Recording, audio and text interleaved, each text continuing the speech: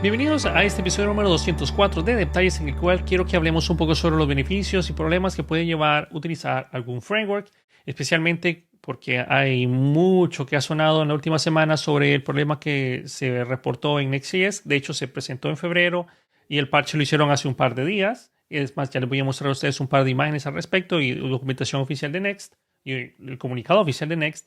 Pero no quiero que saltemos al fanatismo, porque realmente eso es algo que a mí siempre me ha molestado, porque apenas hay alguna tecnología o algo sucede que tiene o algún problema, pero principalmente son problemas porque las cosas que hacen bien pareciera que no se socializan de la misma manera. Entonces tienden a ser muy fanatismo, o sea, al hacerse fanatismo, empezar a atacar a la herramienta o la tecnología, en este caso Next.js. Y realmente hay muchos beneficios que no tendríamos ni gozaríamos si no estuviéramos usando algún tipo de framework. Y obviamente también quiero llevarlos a plantearse un par de preguntas que qué pasaría si nosotros no usáramos ningún framework. Si nosotros no usáramos ningún framework, no significaría que estuviéramos exentos de cualquier tipo de problemas, porque recuerden, nosotros estamos o vamos a ser responsables de haber detectado esa vulnerabilidad debido a que nadie más la va a hacer por nosotros. Y pues también alguien podría debatir, sí, pero yo nunca voy a hacer esa condición o ese if dentro de nuestras evaluaciones de los middlewares, ¿no? Sí, o sea, pero vamos a tener otro tipo de inconvenientes, no necesariamente ese mismo, pero vamos a tener otro tipo de inconvenientes que nosotros tenemos que estar pendientes de los mismos. Y posiblemente nosotros nos vamos a dar cuenta hasta que algún cliente aproveche ese o algún hacker aproveche ese exploit en nuestra aplicación o en nuestro framework o tecnología que nosotros creamos. Por lo cual, no es tan sencillo que nosotros digamos, ok, sí, yo voy a inventarme mi propia rueda y voy a andar en mi propia rueda porque sé que mi rueda no va a fallar, porque eso no es cierto, ¿no? En fin, ya voy a llegar a ese tema y pues hablar un poco en detalle de lo que tengo por aquí para ustedes hoy, ¿no? En fin, antes de comenzar, ahora sí les quiero mencionar de que el día de mañana estoy liberando este podcast el día domingo, entonces mañana lunes vamos a tener en YouTube una transmisión en vivo más o menos de unos 45 minutos, estoy esperando que sea, donde vamos a hacer la revelación e introducción al fin de los nuevos instructores y también la siguiente semana, o sea, es decir, la semana que sigue después de la liberación de este podcast, ya vamos a tener los cursos de estos instructores liberados para que ya los puedan empezar a consumir, para que ya los puedan empezar a ver. Nuevamente, la misma metodología, nosotros vamos a tener bastante material gratuito que vamos a empezar a subir a YouTube también, vamos a empezar a hacer fuertemente el empuje en el canal de YouTube de Detalles, o sea, ya separado de Fernando Herrera, ¿no? Bueno, el canal de Fernando Herrera, pues es mi canal donde yo puedo ir a hacer lo que yo quiera ahí. Y luego tendríamos ya el canal de Detalles propiamente, que ya está, pues, empezando por ese lado. Ya vamos a tener contenido y vamos a tener 3 instructores más, o sea, vamos a ser 4 personas creando contenido para ustedes. En fin, eso, se vienen cosas bien interesantes en el futuro de Detalles. Entonces, el lunes van a tener la introducción de estos nuevos instructores que pues todavía no les quiero decir sus nombres, pero obviamente ya tienen meses de estar trabajando en Detalles, preparando este material, entrenándose, capacitándose para darles lo mejor que pues ellos pueden hacer para ustedes, ¿ok?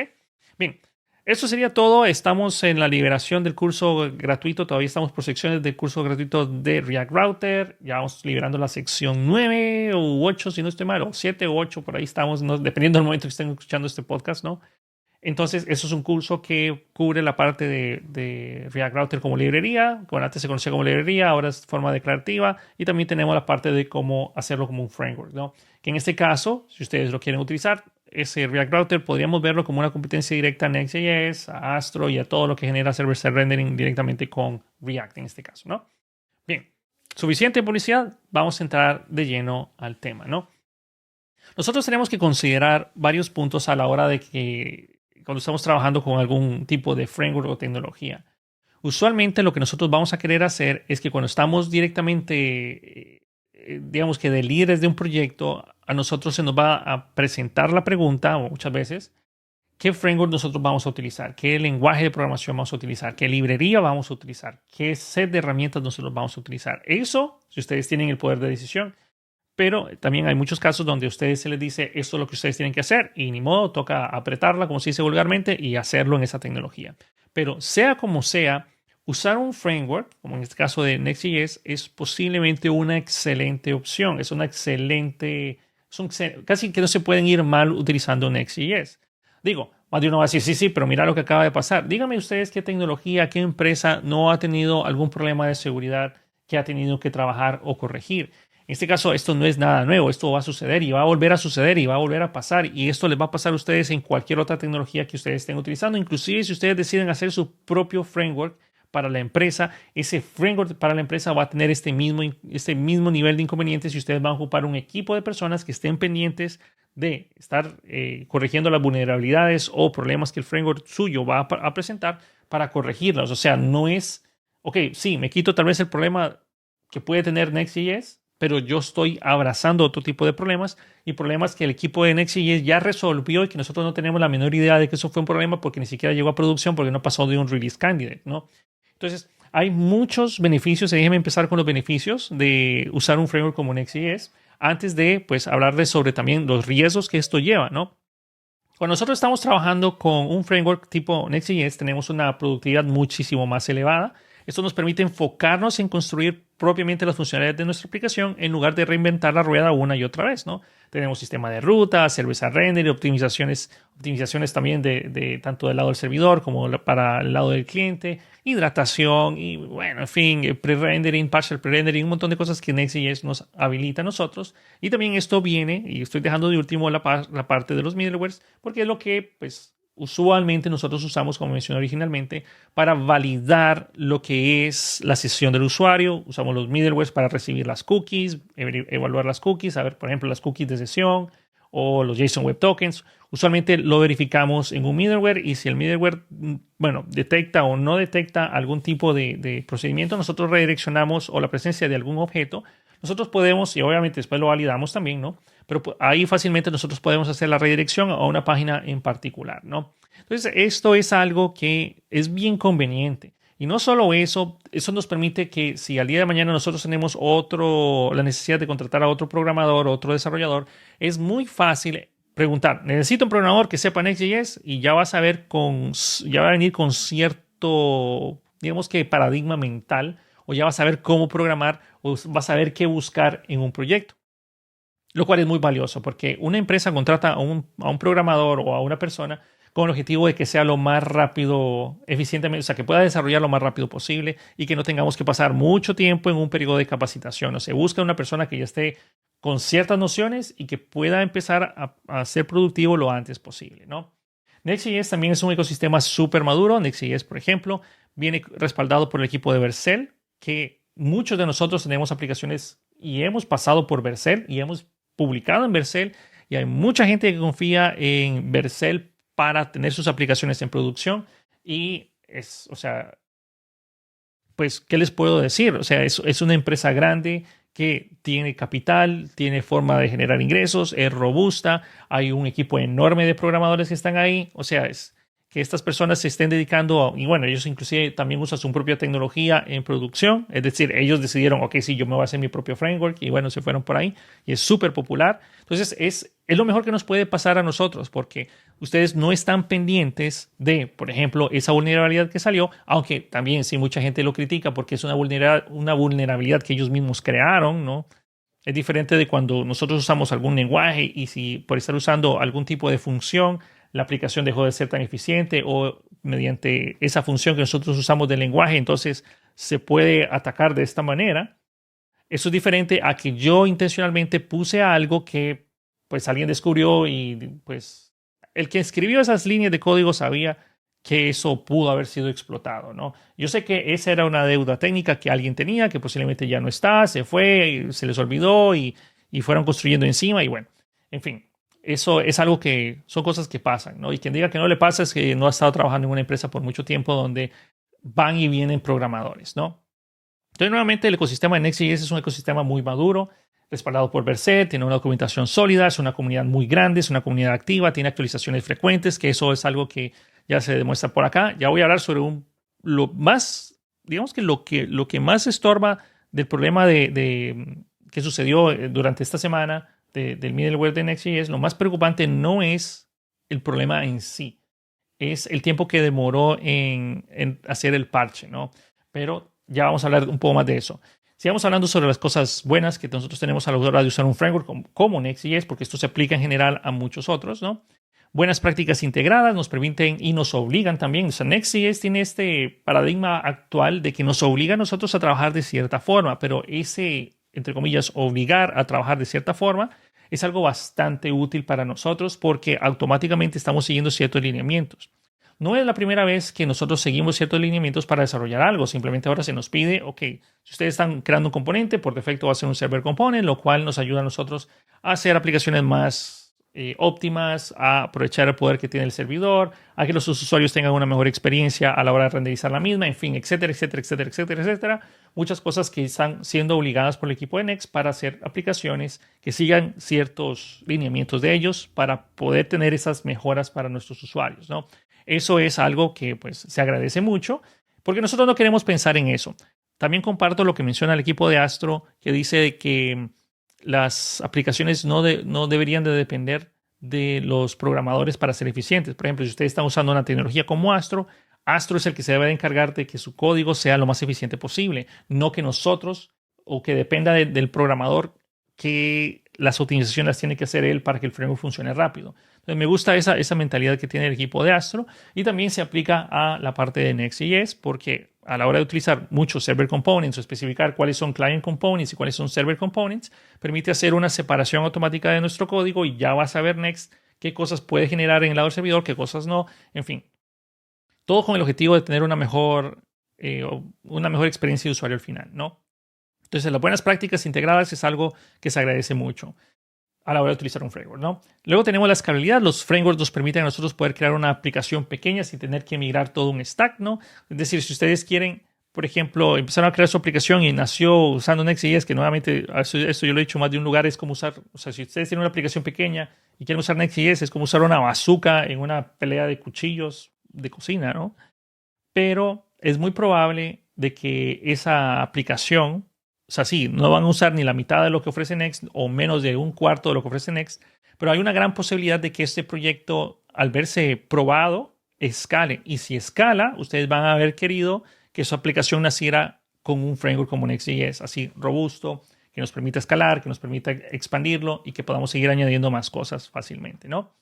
Y ya voy a hablar con este último punto, ¿verdad? Que son las integraciones listas para usar. Usualmente nosotros no queremos pasar mucho tiempo en hacer configuraciones adicionales. Por ejemplo, si queremos un sistema de autenticación, podemos usar algo que ya ha sido probado. Si queremos usar una base de datos, vamos a querer usar algún tipo de integración con la base de datos. Si queremos hacer parte de analíticas o si queremos ejecutar edge functions o si queremos integrar, qué sé yo, proveedores de autenticación como Instagram o Twitter. Si ustedes lo quisieran hacer todo esto manualmente en su propio framework, en su propia tecnología, sin depender de nada de terceros, esto lleva mucho tiempo. Y eso es algo que si ustedes son los dueños de su empresa y si ustedes son los jefes de un departamento de desarrollo y les dicen, ok, necesitamos crear esta aplicación, pero tenemos que reinventar todo desde las funciones más básicas como una autenticación, comunicación con base de datos, la parte de cómo vamos a hacer el almacenamiento en la base de datos.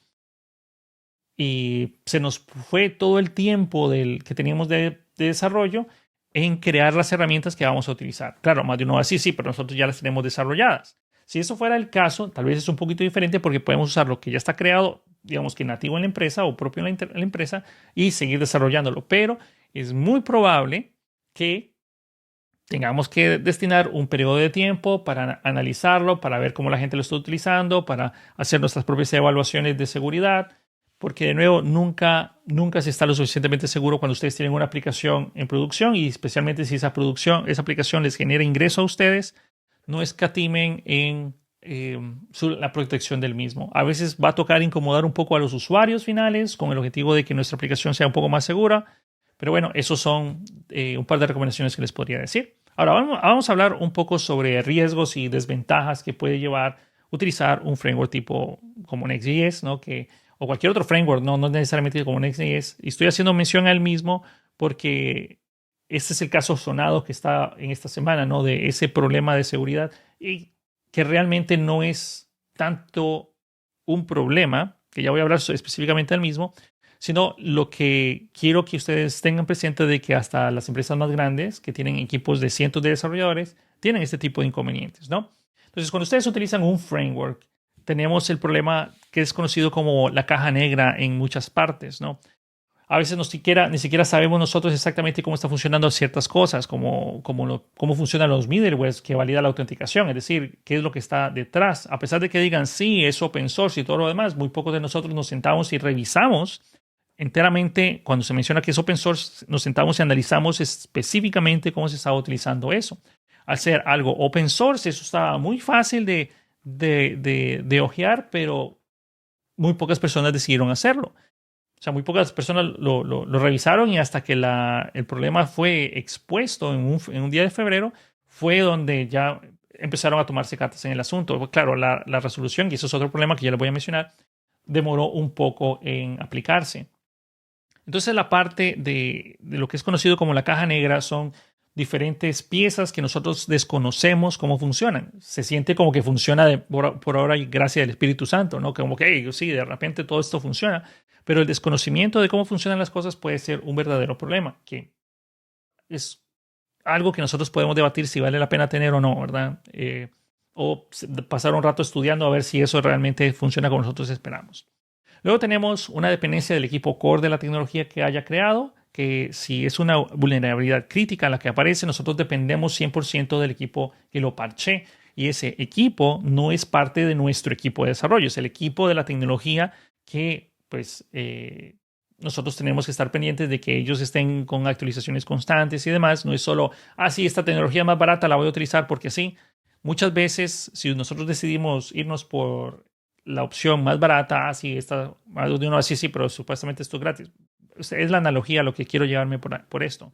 Sí, nosotros tenemos que evaluar qué tan frecuente hay actualizaciones, qué tan frecuente hay parches, qué tan activa está la comunidad core del framework o tecnología que estemos utilizando, porque si sale voy a decir otro problema de seguridad crítico, necesitamos que el equipo lo parche, ¿no? Y nosotros no nos vamos a sentar a hacer esa corrección. Lo que nosotros podríamos hacer como desarrolladores es tratar de hacer pull request, mencionar al equipo de Next qué posibles soluciones son las que se pueden dar, y todo eso ayuda para que las personas puedan aplicar más rápidamente el parche y la solución, porque algo que siempre digo o que me gusta que ustedes sepan, los mejores desarrolladores del mundo no trabajan en esas empresas. Es decir, hay un programador muy bueno que simplemente se dedica a jugar videojuegos y estudiar programación en su casa. Okay, digámosle así. Hay un programador muy bueno que sí está en algún lado del mundo, que no trabaja para ninguna de las empresas conocidas, pero esta persona cuando se sienta a programar crea maravillas, ¿no? Entonces, muchos programadores, y posiblemente me esté escuchando aquí uno de ustedes que sea de ese tipo de programadores, son muy buenos y podrían analizar ese código, mandarle pull request y ayudar, aunque sea poniendo un granito de arena o una gran solución o un gran parche al mismo inconveniente, ¿no? Entonces, nuevamente, el problema es que la dependencia del equipo core que nosotros tenemos es que cuando suceda este tipo de inconvenientes, tenemos que estar seguros de que ellos lo puedan parchar o que ellos estén conscientes del problema y que ofrezcan de alguna u otra manera cómo vamos a corregirlo. Claro, el problema de Next.js que sucedió solo surge si ustedes están usando el npm start de su propio proyecto de Next. Si ustedes lo están corriendo de esa manera, hagan la actualización, el parche que ya está disponible, ya les voy a mencionar el artículo. Pero es algo que ustedes tienen que saber qué sucede, ¿no? Que estar pendiente de esto para poder hacer esos parches, ¿no? Y ahora nos lleva a otro punto que tengo por aquí, que son la parte de los riesgos de seguridad centralizados, que esto puede ser un punto en contra y un punto positivo dependiendo de cómo ustedes lo vean. Por ejemplo, un fallo, si estamos usando un framework común entre todas nuestras aplicaciones, un fallo por la parte común del framework, esto va a afectar a todas nuestras aplicaciones. Por ejemplo, si nosotros hemos creado toda nuestra estructura con un framework y luego hay una vulnerabilidad crítica en ese framework, vamos a tener todas nuestras aplicaciones con ese mismo inconveniente. Claro, por eso digo que esto puede ser un punto a favor y un punto en contra, porque cuando se aplica y se encuentra una solución, si es que la hay, pero realmente casi siempre las hay, casi siempre se hacen los parches, pero cuando se tiene un parche, es fácil aplicar ese parche entre comillas, fácil, ¿no? Ya voy a explicar el siguiente punto, actualizar todas las aplicaciones porque ya sabemos cómo es la solución. Entonces eso puede ser un punto a favor y un punto en contra, dependiendo de cómo ustedes lo vean. Luego viene algo que sí es un poco incómodo, que también está relacionado con el punto anterior de las actualizaciones bueno, de la parte de los riesgos de seguridad, y estoy hablando de las actualizaciones forzadas. Muchas veces para mitigar una vulnerabilidad, lo más común es que pues, la tecnología se actualiza, tenemos un fix, nosotros aplicamos el fix, pero muchas veces requiere hacer un redeployment. No sabría decirles cuántas personas trabajan con el Continuous Integration, Continuous Deployment, pero si ustedes trabajan de esa manera, posiblemente aplicar una solución no es tan complicada, pero conozco muchas empresas y muchos lugares en los cuales no siguen esa filosofía de desarrollo y hacer una actualización por el problema que sucedió actualmente, bueno, que sucedió hace unos días con los middlewares de Next. Eso implica de que nosotros tenemos que hacer una actualización forzada, es decir, tenemos que sentarnos, actualizar el código, generar el nuevo, qué sé yo, pull request para unir los cambios, hacer actualizaciones de versiones, volver a generar el build de producción, obviamente pasar el testing, etcétera, etcétera. No es tan fácil para muchas empresas o para muchos programadores hacer el redeployment de una aplicación. Claro, esto es algo que yo le recomendaría para las personas de los equipos de desarrollo, de que tenemos que tener de alguna manera algún tipo de lineamiento bien explícito, bien escrito o relativamente sencillo para poder hacer despliegues a producción rápidamente, porque no es si pasa, es cuando vaya a pasar. Nosotros debemos de ser capaces de hacer despliegue rápidamente a producción o a staging y pasar de staging rápidamente a producción, como ustedes lo vean. Pero lo que voy es que debería de ser viable hacer una actualización y esa actualización no tomar días, ¿no? Ahora, si ustedes están utilizando ese mismo framework y tenemos este problema en muchas otras aplicaciones y muchas aplicaciones requieren el mismo parche y esa actualización es forzada, hacer ese trabajo puede llevar semanas, no meses, ¿no? Dependiendo de cuántas aplicaciones sean. Y luego caemos en otros tipos de inconvenientes que son compatibilidad entre versiones, que puede ser de que la actualización que nosotros hicimos de Next no sea compatible con actualizaciones de otras librerías que pues todavía no soportan la última versión de Next. En fin, podemos caer en algún tipo de incompatibilidad que va a hacer nuestra vida bastante complicada, ¿no? Y eso es también parte de los problemas que tenemos a la hora de utilizar frameworks y librerías para pues casi todo, ¿no? En fin, y luego tenemos, para no hablar mucho, tenemos la falsa sensación de seguridad. Muchos desarrolladores creen que el framework se encarga de todo y esto puede generar muchos descuidos importantes, ¿no? Que, de nuevo, esto puede ser algo a favor y en contra de lo que les mencioné originalmente de la parte de Astro, de que me gusta la opinión que tiene de que el framework debería ser óptimo por sí solo. Es decir, que yo lo que haga, o sea, si yo utilizo el framework no me debería de permitir a mí hacer algo que no sea óptimo o eficiente, ¿no?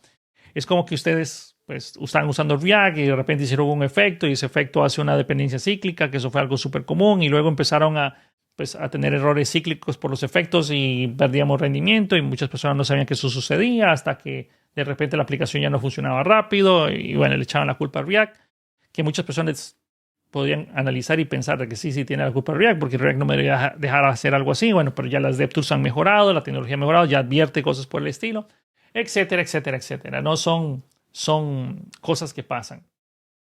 Ahora, hay unas lecciones que quiero mencionarles para aterrizar en esto de Next. Déjenme mostrarles por aquí. Déjenme mostrarles por acá.